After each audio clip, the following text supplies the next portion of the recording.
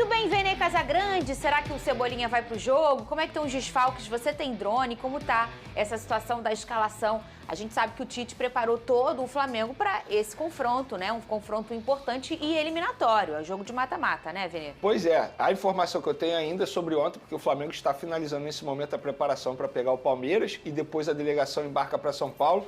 De repente, durante o programa a gente tem a confirmação, mas ontem o Cebolinha não foi a campo. Embora o Flamengo não tenha informado isso, mas é uma apuração nossa, ele está se recuperando de uma pequena contratura muscular.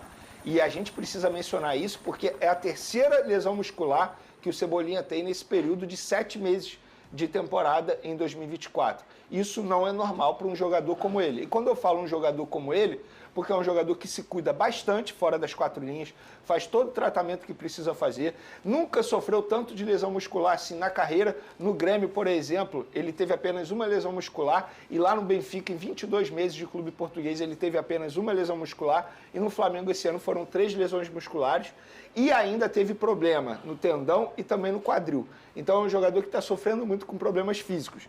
Se eu tivesse que arriscar, eu acho que ele não vai para o jogo de amanhã. Sabe por quê? Vamos parar e pensar aqui no planejamento. O Bruno Henrique está suspenso para o jogo final de semana pelo Campeonato Brasileiro.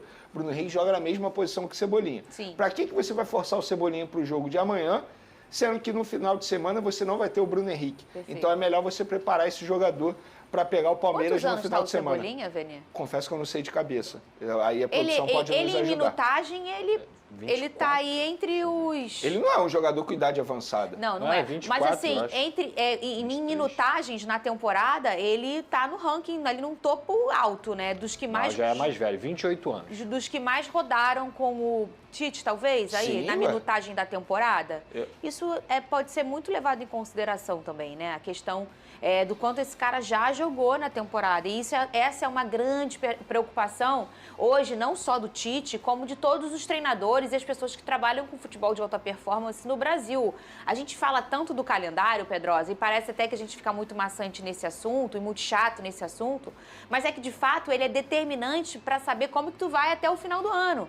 Porque se você não se controlar, não cuidar dos seus atletas, da minutagem e tudo mais, tendo um grupo como o do Flamengo que briga por 3 competições, Copa do Brasil, Brasileiro e Libertadores, você pode estourar todo mundo. Então, assim, é sempre muito delicado, e a gente faz isso com muito cuidado por aqui, quando a gente vê o Tite escolhendo, o Arthur Jorge, os outros treinadores escolhendo, vou segurar um jogador, esse jogo ele não vai participar, porque hoje essa minutagem, ela é muito importante, esse cuidado, ô Pedrosa. Para você ter uma noção, só ilustrando o que você falou, são 28 jogos do Everton Cebolinha, 1.888 minutos.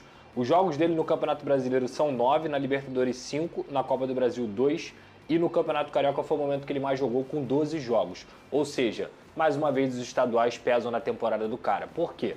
Ele jogou mais tempo dentro de um Campeonato Carioca que não dá dinheiro de premiação, que não é o principal título do Flamengo nem de perto, que é um campeonato que a gente fala sempre aqui, nós não somos contra o Campeonato Carioca, nós somos contra o formato do Campeonato Carioca, onde você, por exemplo, desgasta seus atletas. O Vasco perdeu 2 jogadores por lesão dentro do Campeonato Carioca, um Everton Cebolinha, que é um dos principais jogadores do Tite, também vem sofrendo com lesões, entre tantos outros que a gente poderia citar aqui.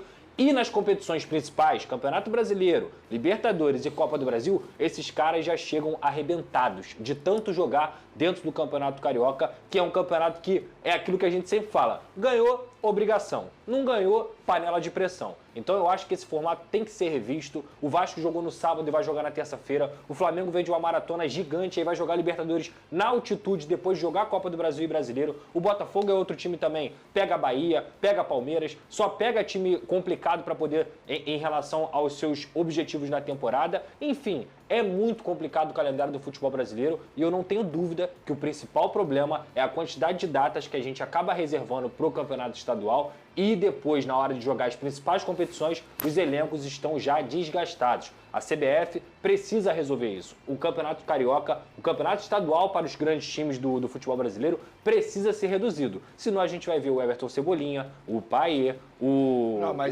Tiquinho e tantos outros sempre se machucando. Aí a gente vai voltar no tempo. O que o Tite fez na final do Campeonato Carioca, sendo que ele já tinha vencido o Nova Iguaçu no jogo de ida? Ele priorizou o segundo jogo do Campeonato Carioca e poupou em competições extremamente importantes, como Libertadores e Campeonato Brasileiro. Vocês vão se recordar do debate aqui. Por quê? Porque se ele perdesse... Porque se ele perde... Olha, Gente, mas peraí. Não dá. Na ocasião, acho que nem os jogadores do Nova Iguaçu acreditavam que eles fossem conseguir virar. O debate não é o Flamengo. O debate é amplo. É o calendário. Não, tudo bem. Mas o debate é o calendário. Não, mas olha só. Se o Tite teve a oportunidade de poupar numa final do Campeonato Carioca para priorizar outras competições e ele fez o inverso, aí vale a crítica ao Flamengo. Tudo bem, eu concordo com o que você disse sobre o Campeonato Carioca. Mas o problema do seguinte, você também criticou a questão dos reservas no último jogo. O problema do Cebolinha... O Flamengo correu o risco de ficar fora das oitavas de final da Libertadores por conta disso. Eu sei, mas o problema do Cebolinha não é o jogo da final. Não, são os 11 jogos que ele fez antes. Mas olha como é delicado esse assunto e como tem que realmente... para alguém, que não somos nós, né? A gente está aqui mesmo para só comentar.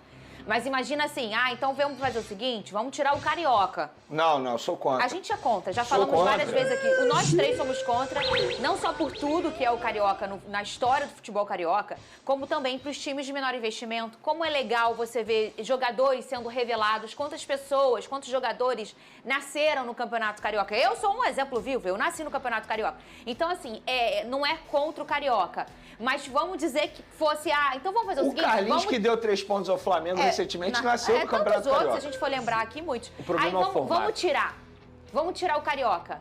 Aí a gente também vai ficar o mês de janeiro inteiro, até fevereiro, sem futebol. A gente que vive de futebol, a gente não sobrevive. Então, assim, é meio louco. O que fazer? Como fazer? O formato já foi reduzido nos últimos 2, 3 anos de uma forma brusca que ficou até interessante. Mas mesmo assim, para o calendário, é muito. Talvez botar o Carioca em um outro momento do ano e puxar o brasileiro, não sei. Mas assim, como é que a gente resolve esse problema? Mas é um problema muito além do que a gente pode imaginar. Tirar não é a solução e não deve ser. Reduzir não dá mais, porque já tá num formato tipo... Dá pra reduzir. Enxutinho, Eu acho que dá pra reduzir. Como que reduz? Os times têm que jogar, Fernanda, 6, 7 jogos no Campeonato Carioca. Tem que ser assim. Você joga ali 4 jogos para preparação, 3 jogos para preparação e depois vai para a fase mata-mata, vai para a fase final. A verdade é essa, e você inicia o Campeonato Carioca com jogadores jovens. Gente, é um absurdo o produto do futebol brasileiro priorizar o Campeonato Carioca, os jogadores estarem 100% da sua forma física depois da pré-temporada, onde eles se preparam, em vez de jogar o Campeonato Brasileiro com esse vigor, com essa qualidade, com a questão física apurada. Eu acho que o grande problema hoje do calendário do futebol brasileiro continua sendo os estaduais. E não sou contra, vai acabar o estadual, acaba, nada disso. Mas as datas têm que ser reduzidas. Esses times têm que jogar pouquíssimos jogos dentro do estadual para fazer ali o que tem que ser feito, valorizar o campeonato estadual e dar oportunidade para os garotos, fazer um time sub-23. Eu não sei. O fato é, nós temos problemas nos principais campeonatos do nosso país e do nosso continente, porque esses jogadores já chegam completamente desgastados. Eu acabei de dar um exemplo. O Everton Cebolinha tem 9 jogos no Campeonato Brasileiro. Em que rodada que a gente está? 21ª rodada. Ele jogou mais jogos no Campeonato Carioca. O Everton Cebolinha foi contratado pelo Flamengo para jogar o Campeonato Carioca? Com certeza não. E o De La Cruz, Venê, também é um problema? Como é que tá o De La Cruz? Porque ele não treinou ontem também, né? Com dores no joelho. Achei até que fosse a mensagem falando do time, mas não é não. Eu perguntei. Assim chega um drone, minha gente. É no relógio, já expliquei. Ele não fica olhando o relógio porque ele quer ir embora, que ele tá olhando a hora. Eu já expliquei isso pra minha mãe, já te falei, né? Ele olha o relógio porque o celular dele tá no relógio. Essa foi demais, essa modernidade aí, muito demais. Bem. Ô, Venê, mas enfim, De La Cruz também não treinou ontem com dores no joelho, ficou fazendo trabalhos individualizados na academia. É um jogador que sim, pode ser desfalque contra o Palmeiras nessa quarta-feira. Eu penso sempre no seguinte, eu vou seguir a minha linha, eu não vou ser incoerente. O jogo mais importante para mim é no domingo, contra o Palmeiras, pelo Campeonato Brasileiro. Eu não vejo motivos para forçar um Cebolinha e um De La Cruz no jogo dessa quarta-feira, tendo visto que o Flamengo já entra em campo vencendo por 2-0. Ainda mais sendo em grama sintética e o rapaz está com dores no joelho. E sendo que o próprio Tite já falou que em grama sintética é um jogo muito mais difícil, porque desgasta muito mais ao atleta. Então não faz o menor sentido você forçar a barra, botar 2 jogadores extremamente importantes para um jogo que, teoricamente, vale menos que o jogo de domingo. E ainda tem o jogo contra o Bolívia na próxima semana, pela Libertadores, que é o jogo mais importante do Flamengo no mês. Se bobear, no ano, porque é Libertadores da América. Então, Essa é a minha opinião. Eu não forçaria os dois jogadores no jogo dessa quarta-feira. Bom dia, nação rubro-negra! Hoje é dia de guerra, hoje é dia de decisão e hoje é dia do Flamengo se classificar em pleno Allianz Parque, dentro da casa do Palmeiras. Quem acredita na vitória do Mengão, já deixa aqui nos comentários. Eu acredito, o técnico Tite vai com força máxima e hoje só o resultado positivo interessa. Eu tô muito confiante na vitória do Mengão, eu já vou deixar meu placar aqui. Pra mim hoje vai ser 2-0 Flamengo novamente. Flamengo vai jogar o fino da bola hoje, todo mundo marcando, atenção redobrada no portador da bola e assim, eu acho que o Flamengo tem tudo para sair do Allianz Parque, além de classificado, fazendo mais outra extraordinária partida. Vocês concordam? Me diga o placar de vocês, lembrando que o atacante Cebolinha é dúvida, ele foi relacionado, só que ainda não se sabe se ele começa como titular ou vira uma opção no banco de reservas. Eu acho, pelo que eu vim analisando e apurando, eu acho, tenho quase certeza que o Cebolinha entra no segundo tempo, né? Porque no primeiro tempo a gente sabe que o jogo vai ser um jogo mais pegado, mais físico, mais corrido e no segundo tempo os jogadores vão estar cansados e aí o Cebolinha pode se sobressair, fazer uma jogada ali individual e conseguir fazer gol ou conseguir fazer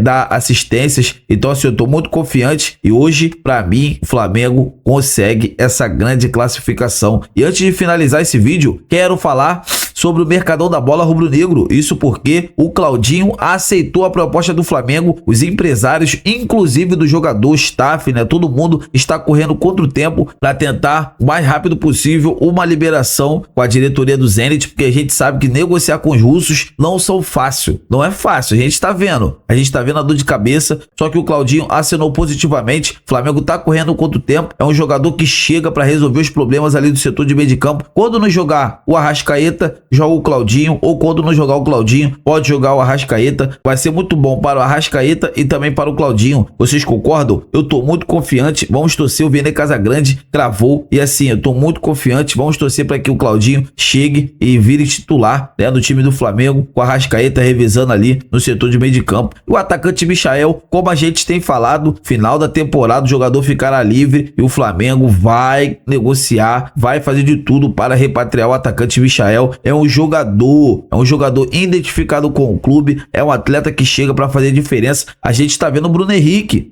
a diretoria renovou com o Bruno Henrique por 3 anos de contrato, pagando um altíssimo salário, e a gente tá vendo, o Flamengo tá pouco utilizando o jogador, e o jogador não tá ajudando em nada, tá jogando nada. Cebolinha, mesma coisa, toda hora tá se machucando. Então assim, o Flamengo tem que contratar mais um ponta direita e um ponta esquerda para qualificar ainda mais o plantel ofensivo rubro-negro. Vocês concordam? Então é isso, nação. Tô indo nessa. Se inscreva no canal, deixa o like. Saudações rubro-negras. Fiquem com Deus.